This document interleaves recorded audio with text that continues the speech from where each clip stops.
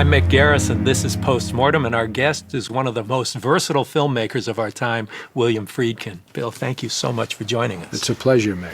Well, when you decided to become a storyteller, was your choice always film?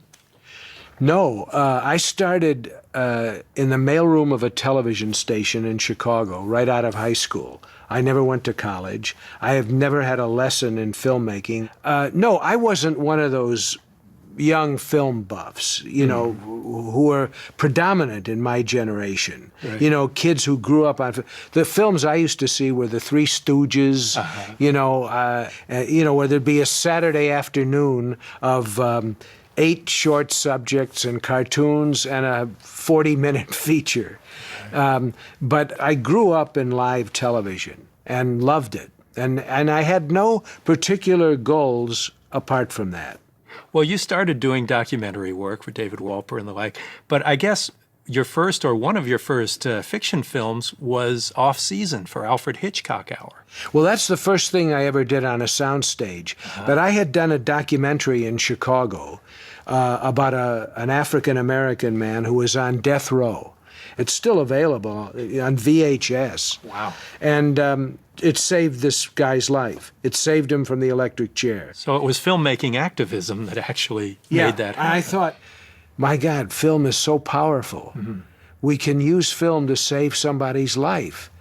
And then, of course, I got into the Hollywood mainstream and was quickly dispelled of that notion.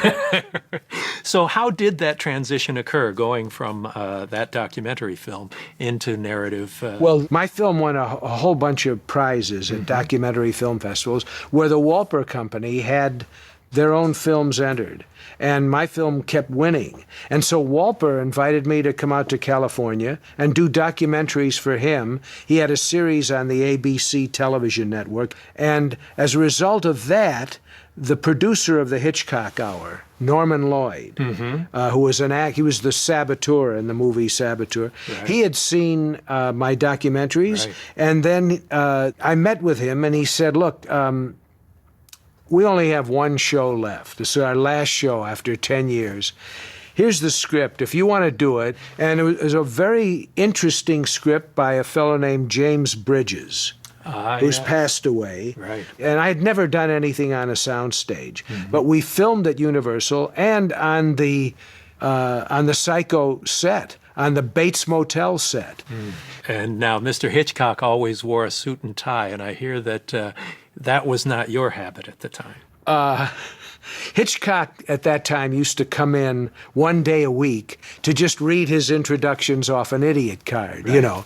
And on the day that he came in, I was setting up a shot, and all these guys in black suits came over like a gigantic tsunami. And in the midst of this tsunami was this very portly figure of Mr. Hitchcock. And by then, of course, I had seen some of his movies. By then. And so they brought Hitchcock over to me and introduced me to him. And he sort of looked me up and down. I was dressed pretty much as I am today, maybe the same clothes. And I said, it's really a pleasure to meet you. And I've learned so much from just watching your films. And he offered me his hand like this, as though I was supposed to kiss it or something. And it was like wet. And he said, Mr. Friedkin, usually our directors wear ties.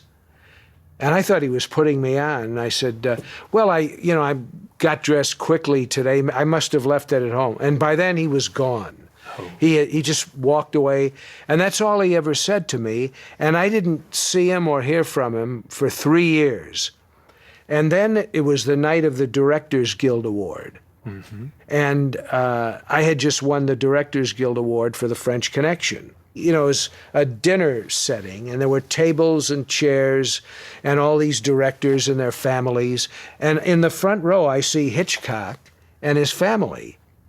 And I had a rented tux and one of those bow ties that you could snap. And I took my award and went down where he was sitting, and I snapped my tie at him.